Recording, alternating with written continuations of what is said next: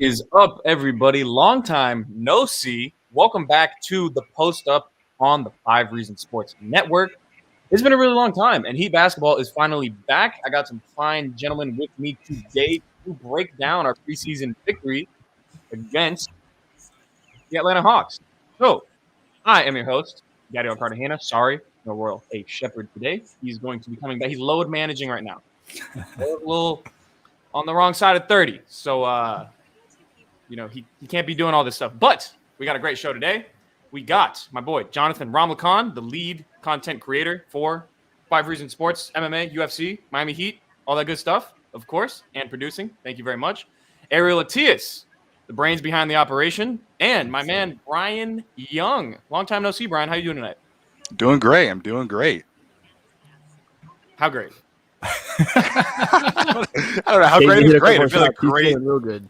I'm feeling really, really good. The boy is feeling good. The boy is feeling good. The boy is feeling good. I love to hear that. Ariel, Jonathan, how we doing? Anything special? Yeah, the Heat are going 82-0. I'm doing great. What kind of question is that? Shout out to Ricky J. Mark. Actually, I think we're gonna go 98-0. That's unrealistic. No, you're gonna lose a playoff game. It's bound to happen. Come on. Okay. Well, I'll believe it when I see it. I haven't seen this team lose yet. So let's dive straight into it. This was one hell of a game. I've seen a lot of these comments already. You guys are doing really well with these comments. Some really good points being made. Also some good energy. This was one hell of a game to watch. Like, as a Heat fan, Jonathan, I'll go to you here. Was this everything you expected to see from this game? Yeah, I mean, it lived up to the expectations, and I feel like last season we were so used to being let down that this was just a fresh of breath air, right? Like, we weren't let down. When the lead started to even dwindle a little bit in the third quarter, the team just cranked it up, and we were back right on top of it. We were hitting threes. I think we hit over 20 threes tonight. We scored 125 points. When was the last time, preseason or regular season, that we scored 125 points? The offense looked absolutely amazing. I mean, Hero looked good. We saw the addition of Kyle Lowry. We saw Caleb Martin doing it for the culture, like somebody said in the comments, getting the stitches, coming back in, getting a nice and one in the fourth quarter. We saw it for pretty much everybody except for Markieff Morris. But other than that, man, it was a phenomenal game. It was just, I felt like fully happy watching the entire game. And I mean, to be able to have that is just, it's quite priceless. So that was just really enjoyable to watch that game again. I wholeheartedly agree. It was definitely fun. I was shocked for most of the game, honestly. I was not expecting it to look this good on day one. This team has really only had, like a week or so of practice. Fantastic. Brian, we'll go to you here. What are your takeaways from today? My main takeaway was that the ball movement looked amazing. Like, it kind of felt like, I don't know, for my 2K players out there, when you're having a game where you get like 20 assists, you're just finding open shooters, finding people up under the rim. Like, it was just really, really beautiful basketball to watch. And I don't know if they're going to keep up that pace the whole season because, scoring 120. 25. Yeah, I mean that requires a crazy pace, but I think that ball movement is sustainable, and I feel like it's you don't realize how much you miss a true point guard until you see a team with the true point guard. And man, having a guy like Kyle Lowry, I feel like is it's a really nice change of pace. Is game changing. It really is. And the thing is, we didn't even have Jimmy Butler, who over the last 2 seasons has been our primary initiator, our primary playmaking guy. So this isn't even the finished product. Obviously, the Heat aren't going to shoot like this. They're not going to play with this type of pace and chemistry every single night. But to see this on day one of this build with so many new pieces, so many things in flux, to see it on day one was just unbelievable to see. Ariel, we'll get to you real quick. First, want to read the first dono of the season. Yeah. From Dan the Film Gent, thank you very much. In the words of Eric Reed, off we go on another Miami Heat NBA adventure. And that's the perfect way to put it, because it was adventurous. Ariel, crazy game. You had a lot of fantastic tweets. One specifically with Tyler Hero, referencing his Steph Curry trajectory. Do you want to comment on that at all? Yeah, I mean, I listen, you guys, if you've watched the post-game shows last year, I was a little bit down on Tyler, though I tried to generally stay pretty level-headed about him. I always anticipated that he would get back on the Steph Curry trajectory. I just wasn't ready to, project that far ahead just because he hadn't been showing us the level of play that I was hoping to see last season. But in all seriousness, I'm kidding. Tyler had a really good game. In general, everything flowed beautifully. The offense was like super precise and Kyle got them into their sets quickly. The ball was popping like Brian was saying. I thought Bam was aggressive looking for his own, and I thought that the guys, mainly Kyle Lowry, were doing a really good job of putting him in spots where he could do something good offensively. You saw that lob. Kyle continuously looking for him, grabbing a rebound, looking for the outlet, or pushing the pace himself. So that's a nice addition to the offense. I thought Tyler looked great, getting downhill, finding pockets in the defense to get to his mid-range floater. His pull-up jumper looked really good. Looks like he's been working on that in-between game over the summer, and it really, like we saw it tonight, if he's able to keep that up, like that makes a massive difference. The need for him to be able to create separation in one-on-one situations just kind of doesn't matter quite as much when you have such good screen setters like Bam Adebayo, Dwayne Dedmon, even Kyle Lowry, PJ Tucker, where if you set a really good screen and he's able to snake his way into the paint, like if that floater and that pull-up J looks like that, he's going to have a big season. I thought defensively the activity level was tremendous. They were extremely disruptive in the passing lanes and on the screens, which led to early transition offense where, like I said, Kyle was finding Bam. I think the Kyle Bam Jimmy combo will be deadly given how good defensively this team is going to be. So I think you pretty much just gave the spark notes for the entire game. So that was fantastic to hear. I totally agree with literally every single thing that you said. Want to get to Christian Carduce's dono here before we get into one topic. Why want $50 million Bradley Beal when Tyler Hero is $5 million? Listen, I have no evidence as of 10:04 p.m. Eastern time on Monday, October 4th, 2021, that Bradley Beal played better basketball than Tyler Hero today. Never been able to say that before. Really, I mean, no one ever has because it's the first time anyone's ever said it. But I do want to talk about Tyler Hero because obviously the numbers aren't going to be as gaudy every single game, and there's going to be some fluctuation and whatnot regarding efficiency. And I want to touch on two things. One thing that Adam, our guy Adam Barai in the comments brought up during the halftime spaces with Marco Romo, which was fantastic. You guys tune into that every halftime. It's going to be available on Twitter. Hero was active defensively, and it didn't really seem like it was anything fluky. He was instinctually making plays defensively, and he was putting himself in the right place. Jonathan, what did you see from Hero on the defensive end that might have impressed?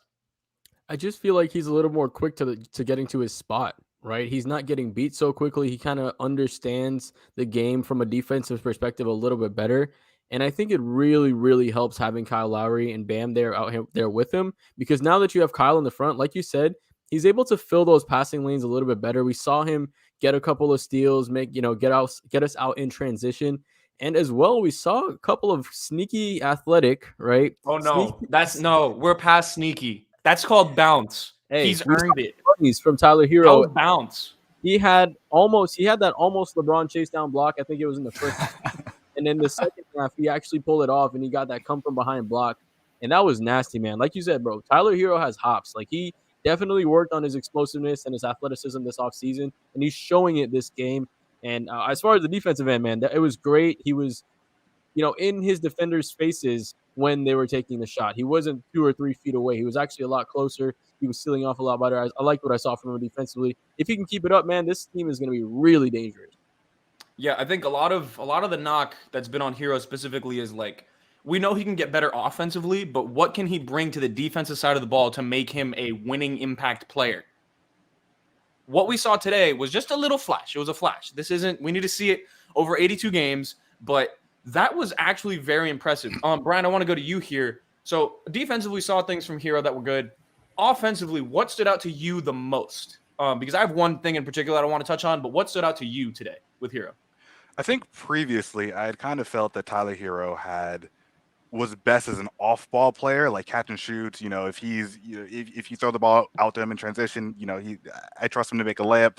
But I felt like today he showed a lot more shot creation, and I think that mixed with the aggressiveness and him not feeling like he has to be the point guard, he has to set other guys up, he kind of look for his own offense, is going to be massive on the second unit because he's basically the guy, right? So I think that we know, like you said, Tyler Hero, we know that he has a high ceiling offensively, but I think that aggressiveness, that willingness to say, like, regardless of who's on the court, I'm going to go out there and score, is going to be huge for him. So that was kind of the thing that I looked at today. Yeah, no, the ball handling was definitely a really, really big plus because last year, anytime Hero was taking the ball up, I mean, Ariel, you can attest to it. I think there was some groaning, some moaning and groaning every single time he was putting the ball on the ground. And now, I mean, we pretty much got the opposite. Ariel, what stood out to you today from Hero offensively? Offensively, like I said, the pull up, his ability to attack off of the screens, and when he's getting into those intermediate areas, I felt like last year it happened a lot of the time where he's, just kind of pounding the air out of the ball and kind of figure out what he wants to do, maybe taking too many dribbles. Today, he was more decisive. He comes off that screen, he makes that curl, and he gets into the paint. It's like he's taking one dribble, and then it's either a floater, it's a pull-up jumper, or he's spraying it. Like his decision-making looked really good.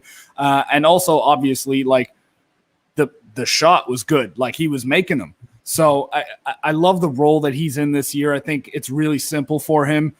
Predominantly, I mean, Jimmy comes back. Hero is probably not starting, right? We're anticipating that he's going to be coming off the bench. So he really just has to score the basketball mainly with the second unit. And I think it's a perfect role for him. And, I don't want to go too crazy, even though it's kind of what I've been doing on Twitter all night about, in terms of overreacting to what we've seen in one game in a preseason game. But I'm encouraged by what we've seen from Tyler. I really hope he can keep this up. And if he does, then he'll have validated everything that we've heard and everything that he said over the offseason, and that'll be huge for him.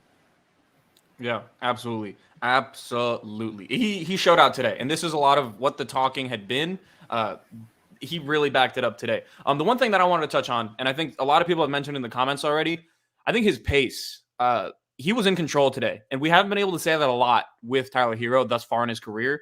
Now, that doesn't mean he's going to score 26 points every single game, but if he's able to sustain maybe 2 to 3 minutes a game where he isn't with Bam, Jimmy, or Kyle, where those guys are resting, or maybe those guys are out for the night, if Hero can sustain that a little bit, if he's able to kind of generate offense either for himself or for others, I think that's going to be huge. He had 4 assists today. He was pretty efficient offensively, really efficient, honestly. And he was in control in the pick and roll. He was slowing the game down, making reads. Sometimes he had one bad read in pick and roll that really stood out. That was a turnover. But he was making live dribble passes with the right hand to the left corner. Those things don't happen out of nowhere. That's not a fluky pass. I think the process and the way that Tyler's approaching the game this year has really, really improved. And I think that's going to be something that is going to make a huge difference for this team moving forward. I want to get to this comment here. Donut Dan. Doesn't seem like he was looking for anyone else on the floor, though. I'm a bit worried he'll be handling in the second team. He won't be getting anyone else involved. So I don't particularly agree with this. I think he actually was doing a really good job of letting the game come to him, not really forcing anything. Wait, John, did you say something? Sorry. I was just going to say he's just not hesitating at all anymore, and that changes everything. The fact that he's not hesitating and not overthinking, like Ariel said. Can y'all hear me okay? I hear you great. I think Gad doesn't hear us, maybe. Okay. But yeah, I mean, I hear you. Going to his going into Dan's comment real quick, he doesn't look when he has to think too much as far as what he's trying to do. But when he doesn't have to think as much and he was playing with a lot less hesitation like he was today, it's going to be a different story. He only had, I think you said 4 assists, but the potential was there for about 7 or 8 because there was a couple of great finds that he had where the guy just didn't knock down the shot, and that's going to happen. But he looked for them a lot more today. And like Ariel said, he's knowing what to do after one dribble. He's either taking the floater, taking it to the rim, or spraying it out to a shooter, because now with that consistently good mid-range threat, if he's able to continue hitting that floater, that little mid-ranger, defenses are going to collapse to him. And then once he's able to do that, he's going to be able to find shooters. And if he continually gets better at that pass, he's just going to, that ceiling is just going to continue to raise. Couple of donos real quick I want to get to. Go ahead. Christian Carduce with a 199 dono. Braun needed JR for the block. Tyler was solo dolo. Hey, that's true, man. And there was another one that we missed as well. Jimmy Buckets with the 169. Nice. Thank you very much. That's on brand. Wow. I appreciate y'all. Gad, you can get back into it, brother. I just want to get to that. No, I did want to touch on another thing, because a lot of these things with the players we kind of know about, right? Tyler, Duncan, Lowry, Bam. The one player I think really showed out that wasn't on the Heat last year, Caleb Martin. Yep. There's some juice there. He can play 50 games this year, and then if the Heat want to bring him back without making any other roster moves, they can bring him back with 20 games left in the regular season. that fits under the luxury tax, which is the Heat's plan. We can go into the specifics of that on Twitter. I would love to explain it because a lot of people seem talking about how Mickey is cheap, and it makes a ton of sense what the team is doing with this build. But Ariel, you tweeted about Caleb Martin during the game. I want to get to your thoughts here. What did you see from Martin? I think there is something there that the Heat can tap into. So I actually thought our man Royal A. Shepherd had the best, had the most, kind of encapsulated it the most perfect way on Twitter, where he said that Caleb Martin is flashing like every other play. It was like in the minutes that he was out there, I felt like I couldn't stop noticing him, that every other play, every third play, he did something, whether it was like a high energy play, he recovers and he blocks a shot at the rim, or he makes a three, he has a dunk, he does something defensively. Like you kept noticing him all night. And I think with players that are towards the end of a roster, you're trying to not just kind of make the team. I mean, you're on a two-way contract, so you're going to be a part of the team, but you want minutes, right? You want that contract converted to a standard NBA contract, and you want to find your place in the league. During the preseason and in the limited minutes that you do get during the regular season, you need to show something. You need to, make the coach, make the fans, make everybody notice you. And I thought that he did that throughout the night. I think the Heat have found something there. You want to keep seeing it, but that was about as good of a debut as you can expect from a player like him. I genuinely, in the limited amount of Caleb Martin minutes that I was exposed to last season, didn't see anything that particularly impressed me. But, he's got the length, he's got bounce, he plays hard, and you notice him. So I think there'll be a role for him going forward if he keeps playing this way for sure. Yeah. A lot of people in the comments talking about Derrick Jones Jr. is the name that comes to mind. I totally agree with that. Yeah, I think he's probably a more well-rounded basketball player than Derrick Jones Jr. I think Derrick Jones Jr. probably has a better singular skill set, which is just jumping. But Brian, what did you see from Caleb Martin tonight? It's like a ball of fire. I think that they made this comparison on 5 on the floor, but it's kind of like Rodney Magruder with more bounce. I also think he has the benefit of, most two-way guys either have only played in the G League or haven't played professional basketball at all. But I think it's important to keep in mind that Caleb Martin has been in the league for 2 years. So I think he is definitely more of a plug and play guy than most two-way talents, because he knows the league. He's been around, he's played, I think, 60 something games, around that number. So look, he's not a guy that, we know he's not going to get a ton of minutes unless something catastrophic happens, but I definitely feel like you can put him out there and feel confident that your offense, your defense isn't going to completely crash and burn. Like you guys said, he in his minutes, he makes you notice him, and that's all you want from a guy like him. I think he's definitely going to have a few games this year where we're like, Caleb Martin had, 10-5, and that's fantastic. I really think that he is. I definitely see him getting his contract converted, and you guys can get more to the specifics about the financials of that. But he's a great pickup. I really like Caleb Martin. I totally agree. And Rai Yui with a comment here. I think more of Gerald Green. I actually see that. Gerald Green was really, really fun to watch. Hit or miss as a player. And I think Caleb Martin can give you 70% of that. That's a win for this team. So that's a really good thing. It looks like the wing depth might have another addition there, and that's fantastic. Let's touch on another guy here. I want to talk about Gabe Vincent, because I actually, obviously as a resident Gabe Vincent stan of this stream, this network, I was happy to see it. I thought he looked solid, but I'll defer to you guys. What do you guys think of Gabe Vincent tonight? Jonathan, we'll start with you.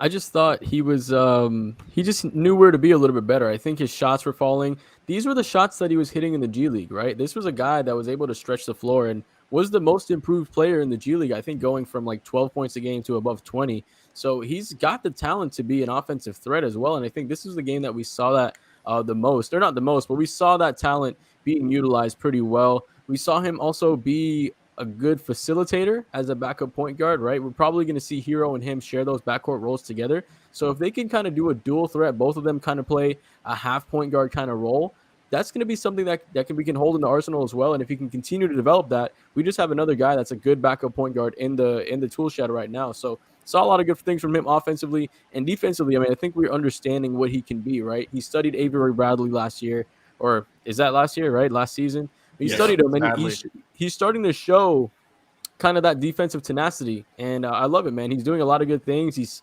scrappy. He stays out there. He makes himself noticed on the defensive end. Sure, he'll make some mistakes, but he's still a young player. He still has time to grow, and I think as the course of the season goes on, he'll continue to get better.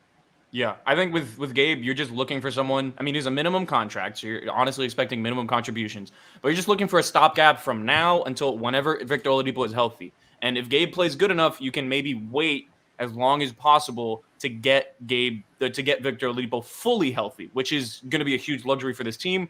Once healthy, it's going to be a 9-man rotation. Depot's going to be in there. Gabe probably won't be in it once the games matter. Talking movies here with the donation. Thank you very much. Vincent just needs consistent minutes to be effective, as we saw in the G League, Summer League, and with Nigeria. Excited for the season, y'all. Yeah. I think he has a cemented role to start the season, and then we'll see how it goes from there. Eric, how many minutes a night do you think Gabe plays this year? Before or after Vic gets back? Before. Or total? 20, maybe 18 to 20. Okay. Like I probably see Kyle settling in somewhere around 30 to 32.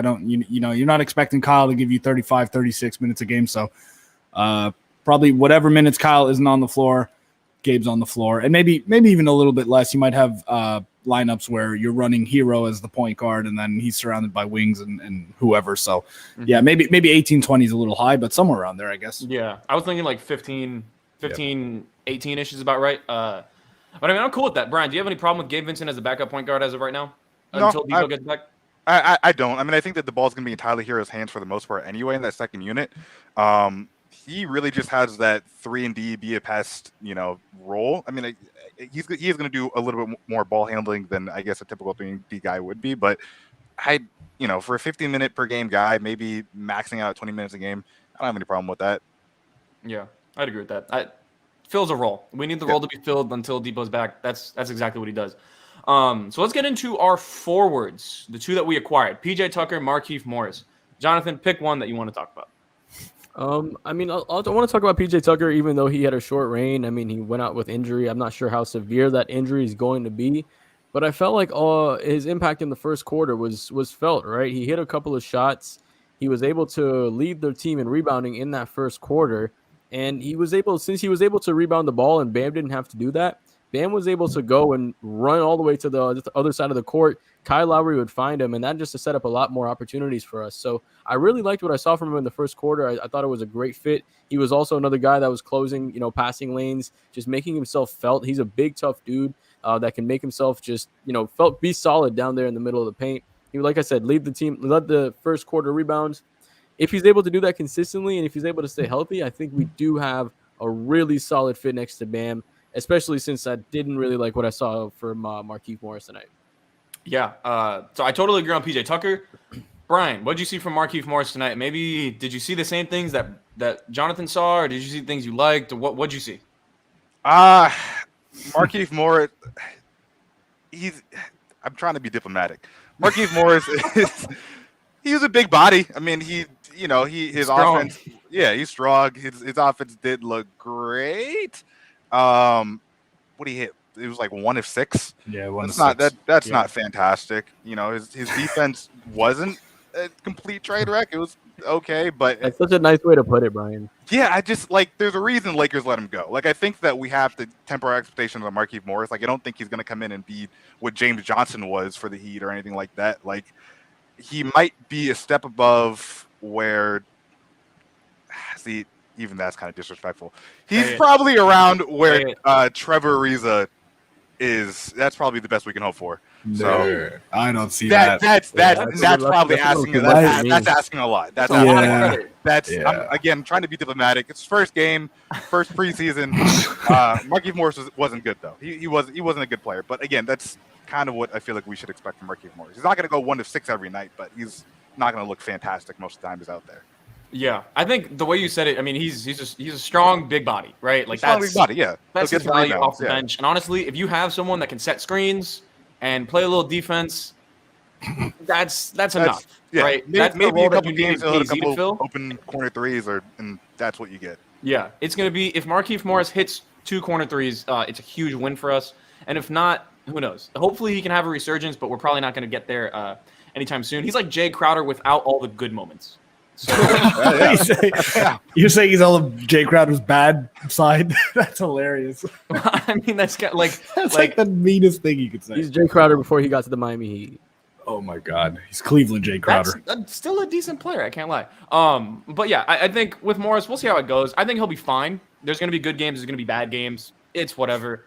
It just can't. Dan the film's out with another great comment. Markieff played like Mo Harkless. This can't happen every night. Like, we need that role to be filled. The same way that Gabe Vincent's probably going to fill his role. We need Markieff Morris to fill his. And he isn't a stopgap unless we trade for someone.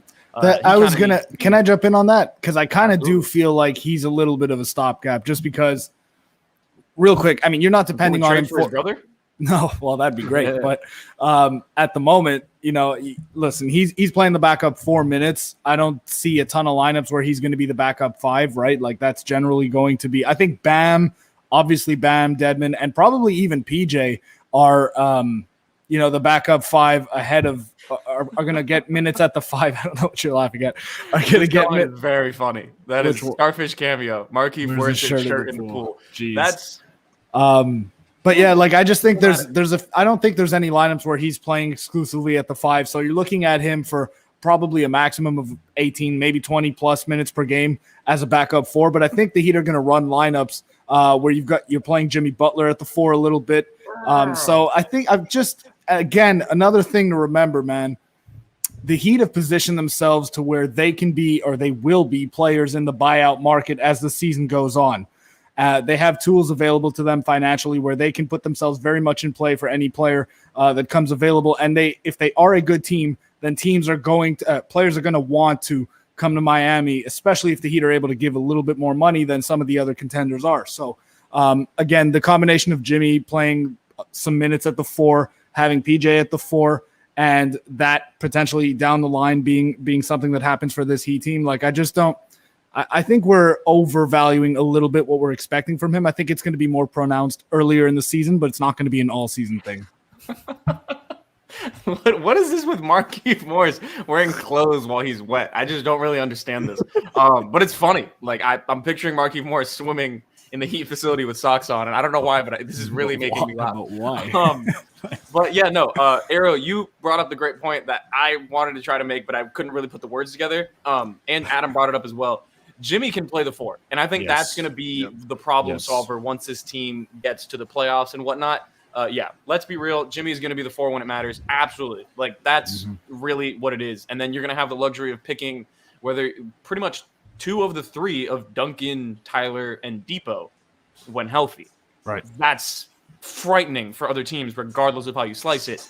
There's so much versatility there. It's going to be insane. So, I mean, short preseason post-game show. Any last things before we wrap up here, before the next game, which I have no idea when that is? Thursday. This Thursday. Do you know who we play against? Houston, I believe, at 10 p.m. or something like that. Oh, brother. That's brother. Be on here at 12:30 in the morning. Hey, I'm here. Gabe Vincent versus Jalen Green. I literally could not write up a better script for myself. This is your Super Bowl. But let's get to some last words here. Jonathan, we'll start with you. It is so great to have Miami Heat basketball back. It is great to have all these new additions, and man, I'm just waiting for the next one. Your boy feeling good. Okay, Ariel? General takeaway, team looked really good. Love the way they played. Didn't think Omer Yurtseven looked too great, but I like the rebounding. Otherwise, he was somebody that I was really looking out for in this game. I was hoping to see some minutes. We did. I thought he looked a little slow. Otherwise, though, the rebounding, that's something you knew would transfer. Let's see some more from him. Other than that, the Heat look great. I'm excited. Let's go. Ooh, okay. Absolutely true. They do look fantastic. Brian, comment on this. Talk about Max Strus. Give me one sentence on Max Strus. Underrated. That's one word. Yeah, there's one word. Oh, a word can be a sentence. Yeah, word can be a yeah. Underrated, period. No, pronouns, we got the nouns, like any... He's like... he is underrated. There underrated. Go. He is very underrated. Duncan Robinson. 60%. 60%. As a player or as a shooter? As a shooter. As a shooter. Yeah. I'm pegging it. It's a totally random number. But yeah. bro. That is one of the best. Okay, so Brian, last words for today. What give me one sentence this time. All right, Tyler Hero will be 6th man of the year. Yes, sir. You know ball. Yeah. Sabes pelota. I can tell you that much. That is a smart man. I've been saying it. Tyler Hero, 16-1 odds. Ethan tweeted out today from the 5 Reasons Sports account. It makes a lot of sense if you look at the type of team that the Heat are going to have and the type of role Hero is going to play. That's all I'm going to say. Yep. Last words, Miami Heat basketball looks really, really fun this year. And win or lose a championship, whatever it may be, I think we're going to have a much better time watching these games and coming on these post games than we did last year. Although I know whenever we lose, Royal makes it 30 times more fun. I like to see this team win. So I think it's going to be a fun year. I think it's going to be a fantastic time. And I'm really glad to be talking to all you guys again, seeing everybody in the comments. Yeah, that's pretty much it, y'all. I think we can wrap. Everybody Play the video, Jonathan. All right, y'all. Y'all have a good one, and we'll see you on the next post game brought to you by the 5 Reasons Sports Network.